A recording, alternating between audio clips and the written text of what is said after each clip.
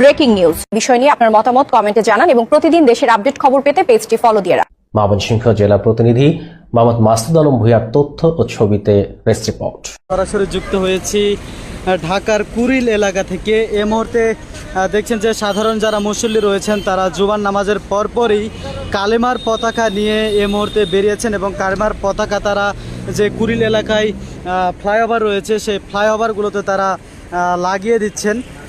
দেখছেন যে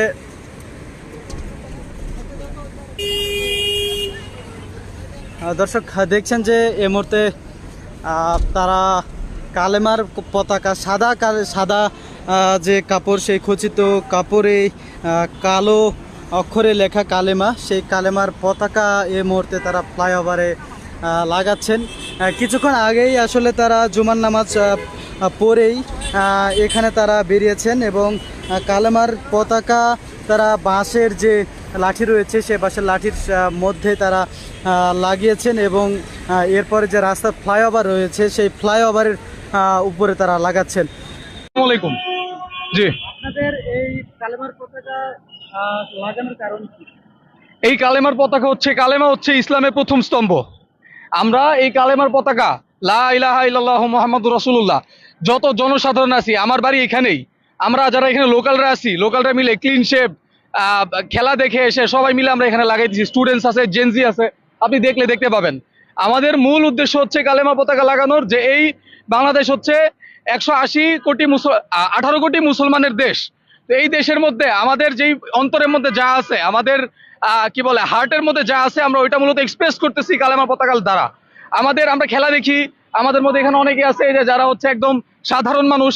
তো আমাদের মূল উদ্দেশ্যই হচ্ছে যে আমাদের এগুলোর পাশাপাশি আমাদের প্রথম প্রায়োরিটি হচ্ছে কালেমা, প্রথম প্রায়োরিটি হচ্ছে ইমান। তো এই ইমানের প্রতিফলনই আমরা হচ্ছে এই পতাকাগুলোর মাধ্যমে দিচ্ছি ইনশাল্লাহ। এগুলো আমরা আর ওই পুরো রোড এটা লাগাবো এবং আমরা কোনো গোষ্ঠী না, কোনো নির্দিষ্ট গ্রুপ না, আমরা সাধারণ মুসলমান। এই সাধারণ মুসলমানই মূলত এই পতাকাগুলো লাগানোর আয়োজন করছে। আমাদের এখানে মসজিদের ইমাম সাহেব আছে, এই ইমাম সাহেবের নেতৃত্বে আমরা ইনশাল্লাহ এই পতাকাগুলো ইনশাল্লাহ লাগাই ফেলবো। তো এই হচ্ছে আমাদের মূল উদ্দেশ্য, আর কিছুই না, জাস্ট আমরা সাধারণ মুসলমান। তো এই মেসেজটাই আমি দিতে চাচ্ছি যে সাধারণ মুসলমান এই কালেমা পতাকাগুলো লাগানোর দায়িত্ব নিছে। এটার সাথে কোনো গোষ্ঠীর কোনো নাই। আর যারা এটাকে বিভিন্ন গোষ্ঠী বানায় চক্রান্ত বানাইতে চাইতেছে, বিভিন্ন চক্রান্ত করতে চাইতেছে, আমরা তাদেরকে ওই মেসেজ দিয়ে দিতে চাইতেছি যে এটা কোনো গোষ্ঠীর পতাকা না। আপনারা হলুদ মিডিয়া হন, লাল মিডিয়া হন, যেই মিডিয়া হন, আপনারা এটাকে কোনোভাবেই লেভেলাইজ করেন না। কালেমার পতাকাকে যদি লেভেলাইজ করেন, সাধারণ যত জনগণ আছে মুসলমানের যদি অন্তরে একবার